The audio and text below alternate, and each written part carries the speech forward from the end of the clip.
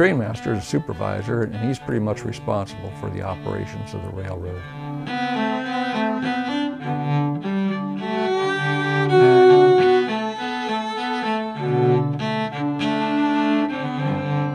I would go down there with my bicycle and a couple burlap sacks because there was always grain left over in those boxcars.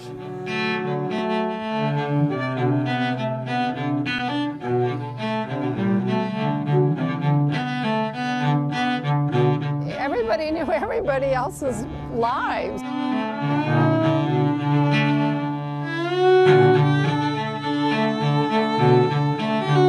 We'd skate or ride our bicycles around the train station there and wait for the trains to come in.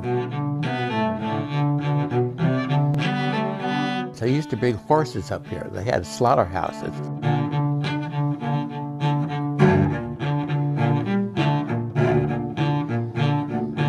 The first railroad to service our area was named the Petaluma and Haystack Railroad. But it didn't even come to Petaluma. It fell 2 miles short of our city. You'll hear more about that in this episode of Petaluma Memories. Oh, the railroad. I used to ride the railroad all the time to go up to my grandparents in Healdsburg. And my mother would take me down here and put me on the train. And we knew the conductor. He was a family friend from up in Healdsburg. He was a good friend with my aunt up there.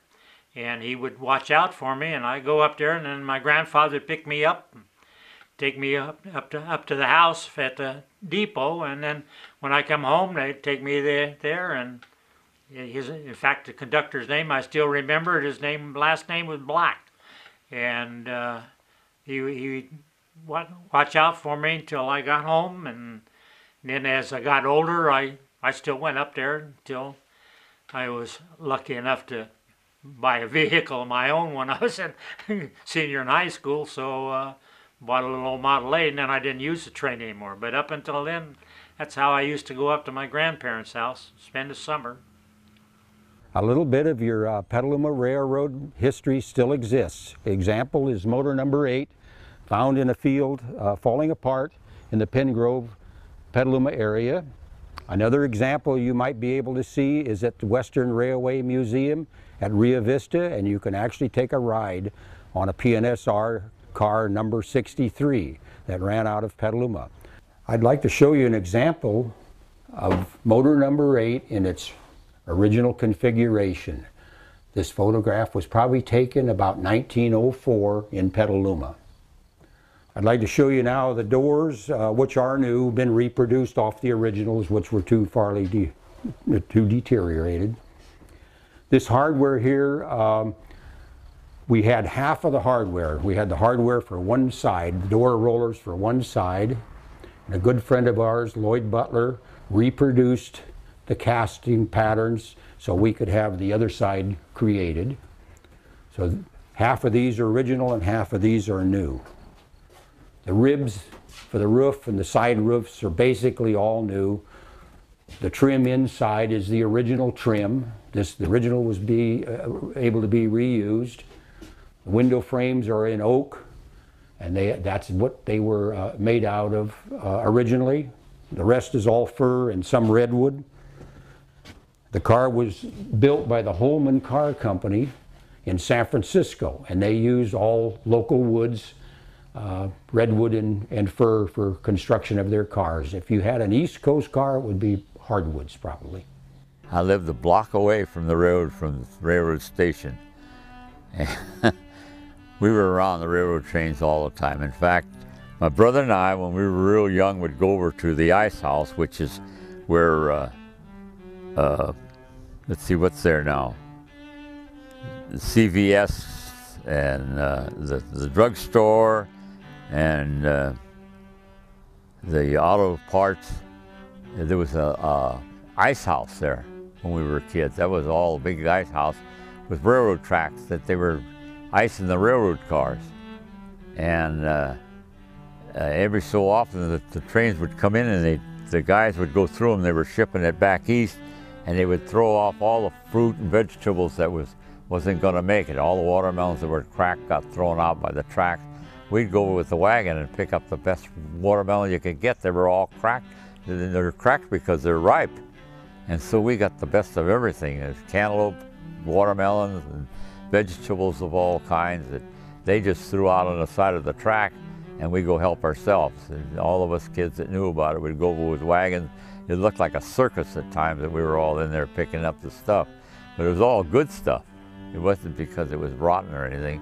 It was because it was ripe and it wouldn't keep.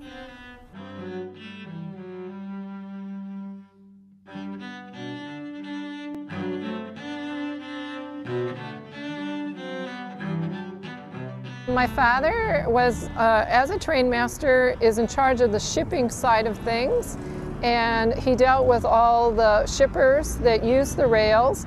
So he organized all the cars that had to be set out for them. He picked up their cars and he organized the trains going where their merchant, where the trains had to come. So he brought in incoming and he brought out outgoing. Jerry Faustine, he was a train master. He was a supervisor position. And he was my father's supervisor, then he was my supervisor as well. And he lived here in Santa Rosa, and he would come down to Santa Rosa Depot and also Petaluma, because Petaluma was a busy place. Even though Santa Rosa was a bigger town, Petaluma was a busier train station. The train master is a supervisor, and he's pretty much responsible for the operations of the railroad. They had the authority to change the way things would be done for a particular reason. In other words, I couldn't just take it on myself to make a change. Even though I may know what to do, I have to have authority to do so, and that would come from a train master. He was considered part of management, and that is why he was a salaried employee, and he had responsibility 24/7 for the crews on, where his trains were, what they were being made up, if there was a disaster. The history of railroading in Sonoma County is a complicated one, but famed industrialist at Petaluma knows John McNear and his partner Isaac Wickersham the banker bought out the old haystack line and combined it with another line that they bought out in Petaluma, the Petaluma Street Railway. The Petaluma Street was a horse-drawn railway, and for their purchase they got 4 horses and 4 cars. They combined the two, renamed it the Petaluma and Santa Rosa, and electrified it. With an electric railroad, they tried to expand to Santa Rosa, and in doing so, created an all-out railroad war. Well, we lived on East D Street in Edith, and it's only 2 blocks down to the railroad track. So we knew the train came in at 7:30 at night and such a time in the morning, and at evening we'd always go down there ahead of time, and we'd skate or ride our bicycles around the train station there and wait for the trains to come in, blowing their whistle, and a lot of parents would drive their cars down and let their children out and see that train come in and out. It was an important part of the day, and they'd make a lot of noise with their whistles, and that was exciting.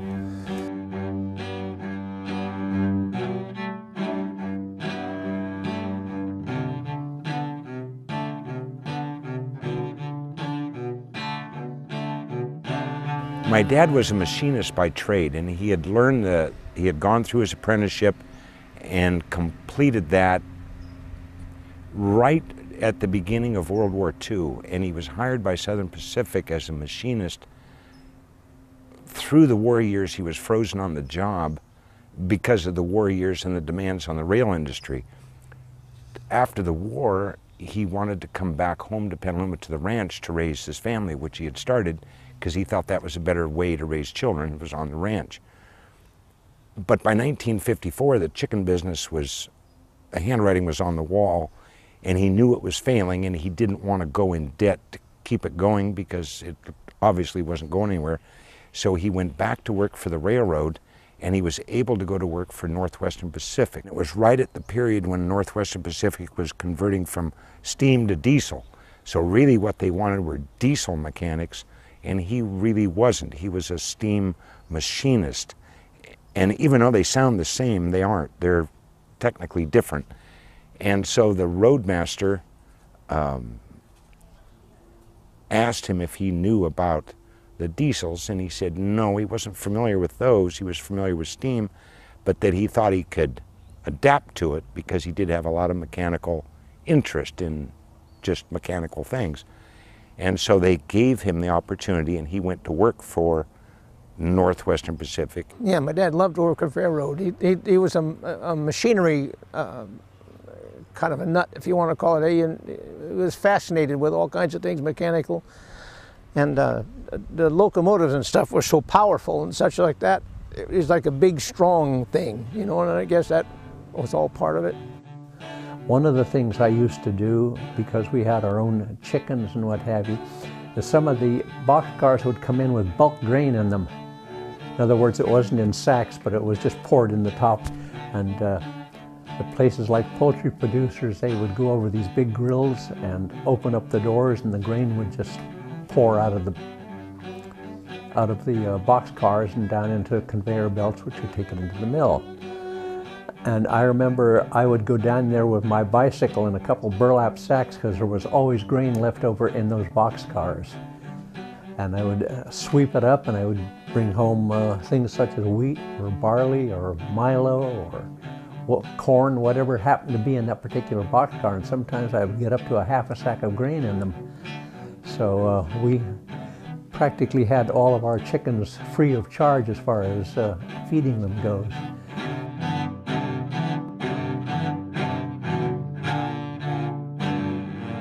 I'd go to Sonoma sometimes. He'd keep me out of school and things like that. We'd go over to and just work with him when he was servicing the locomotives and stuff. I'd carry brake shoes and things like that when he was changing them and things. And I actually never did anything to him. And he'd show me the engines and how they worked and so forth. You know, they're kind of a big fascination thing. A lot of times we used to go over to Sonoma and get these rides.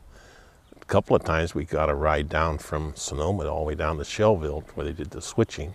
Of course, once we got to Shelville, we had to get off, and we weren't allowed to stay on the train.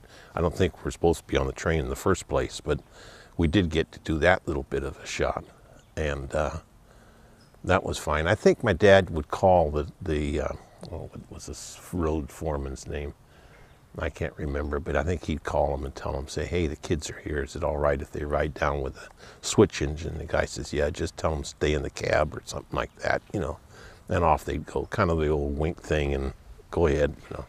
A lot different than it is today. I don't think you get away with that kind of stuff today. I think it was about 56 or 57, so I'd be 12, 13, something like that. I used to go to work for my dad, with my dad, I should say. And then, of course, we'd climb locomotives and stuff as he serviced them and so forth. And that was kind of fun, you know. One of the things they did when they serviced them, they cleaned the spark arresters. They call it up on top. It's like a big screen that goes over the exhaust. And they pick up carbon there, and that can start a fire when they're out in service. So you clean all the carbon off the spark arresters. And so that's kind of fun, being up on top. You know, they're about 14, 15 feet high, whatever it is, you know. But so we had quite a time with that. One time I asked my dad, I said, what makes them so interesting? You know, I mean, you got steam engines now, or freight engines now that are diesel and all that kind of, probably as powerful as the steam engines were, and he says it's the action of the wheels and the drivers and the steam blowing out the side, smoke coming up the smokestacks and that kind of stuff. Hang on a second, I'm gotta come back together here. But so that's what makes it, I think, interesting, is you get a lot of action out of it, and you don't get that with the diesel engines that you see today. I remember when I was a kid, it must have been in the early 50s, he got a call late one night, and there was a locomotive stalled, or I think there was a group of locomotives, stalled right on the Wilfrid Crossing, they called it, where the old highway used to cross the railroad tracks. And the train was stalled there. We went up during the night, and because we lived right close by, out of Pingrove, you might say. So we came up to Cotati that night, and I went with him. And it was an electrical problem, you could tell right away. And the funny part was, you open these big cabinet doors, and I remember it said 600 volts on them. And you open these cabinet doors, and you start looking for what might be wrong.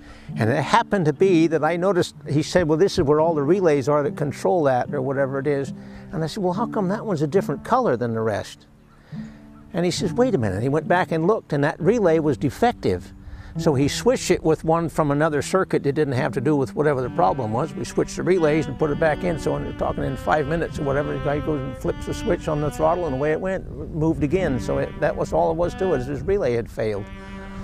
But that was a pretty interesting night. And it was just that by chance, you know. I thought, well, how come that was a different color? I thought, because they were all, say, silver or whatever, and this was kind of a goldish color or whatever it was. And I thought, well, why is that a different color? And it was this relay, so.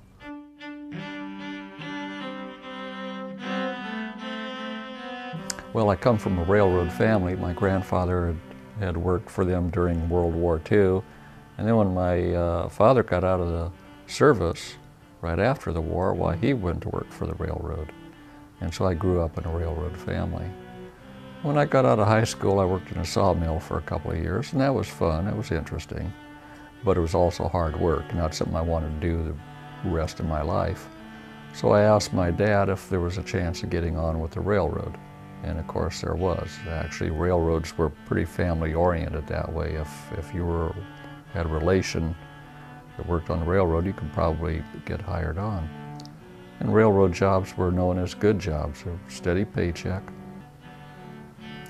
And so I started for them in San Rafael, actually, in 1967. We were very close family-wise,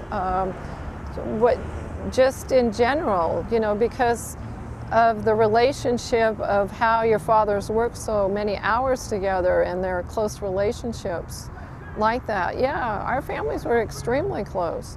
You know, they always knew when somebody, you know, had a birth in the family because they were on the radios. Everybody knew everybody else's lives, you know, their family lives, you know, and celebrated them, you know, because it was not an 8 to 5 job, you know, it was pretty all-inclusive of the families. Yes, there were bonds, and in many cases they were family bonds, because there were fathers and sons and brothers and cousins and uncles and nephews. It was kind of a family-run railroad. Right or wrong, that's how it was. But also, I guess it's kind of like a military thing or something. There are people that have to maintain the track, there are the people that run the trains, there are people in the station, and they all have to work together, particularly if there is an emergency. And because we all knew each other from working together and also many times being related to one another, there was a real bond between the employees, particularly if there was an emergency, say a derailment or something. They would all come together and call in, see what they could do to help. I think the best example of that would be the flood of '64. My father left, got up very early in the morning. This was kind of the routine at our house. My father had a company car that was always parked out in front of the house. And he got up very early in the morning and he had coffee, and then he went down to the depot and he was gone all day. And hopefully he came home at around 5, and dinner at our house was always at 5:30. But that didn't mean that the telephone rang constantly at our house. And it was always for my father, and it was always him.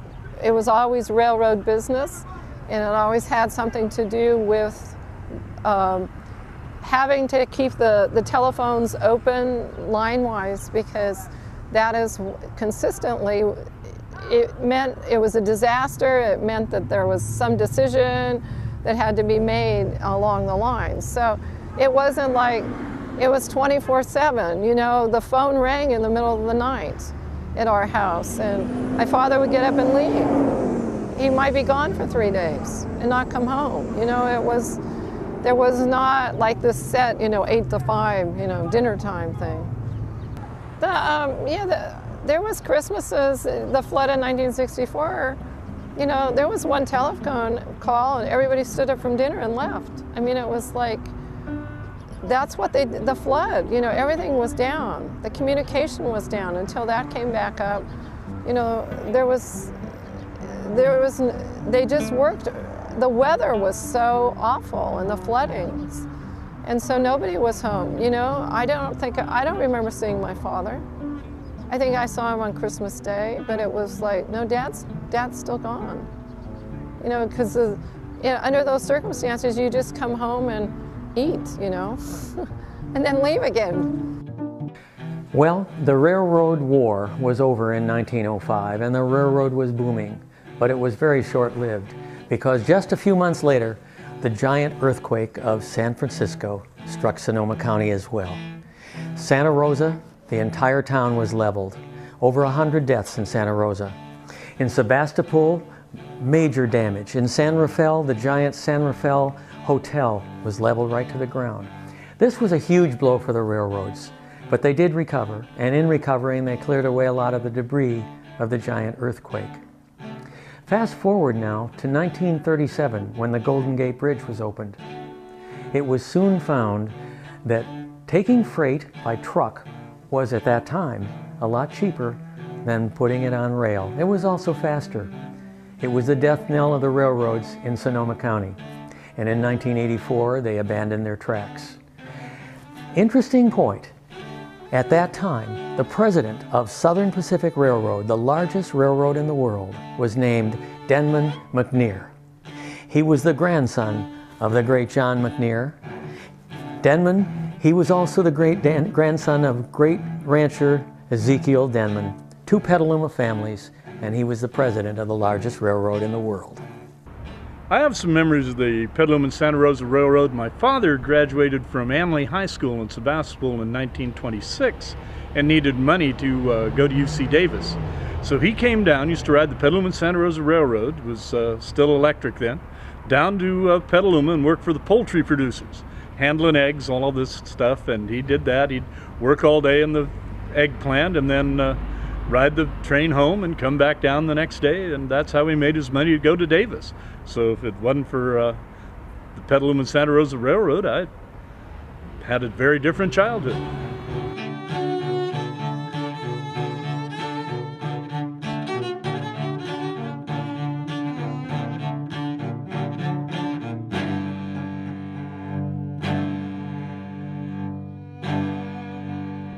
When I worked there, the clerks, which would be the group that I belonged to, we ran the bridges. They didn't have drawbridge tenders up until the early 70s. So we would just go from the depot there, and we would drive down, because it was maybe 1.5 miles down there, so it was easier to drive.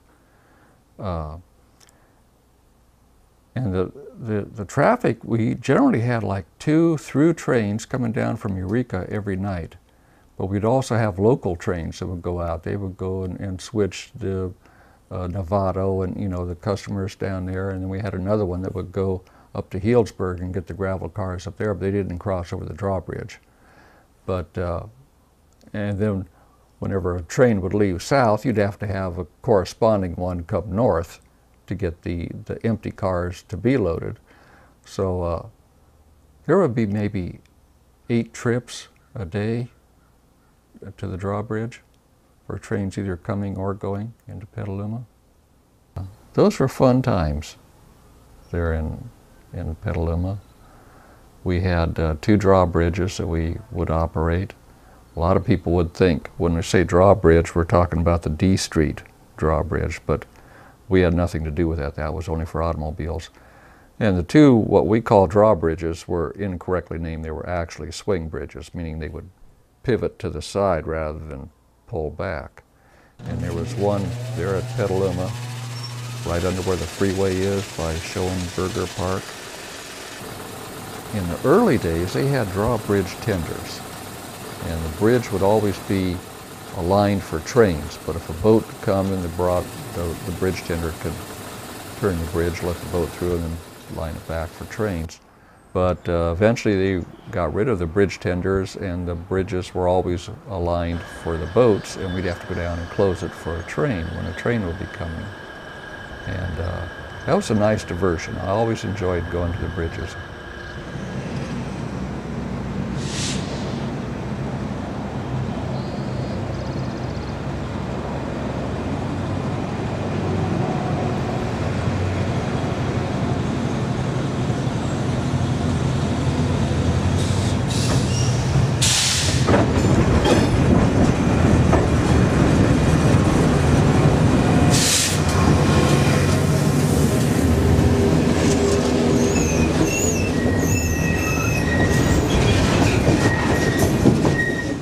As far as the railroads, they used to bring horses up here. They had slaughterhouses where they killed horses for horse meat.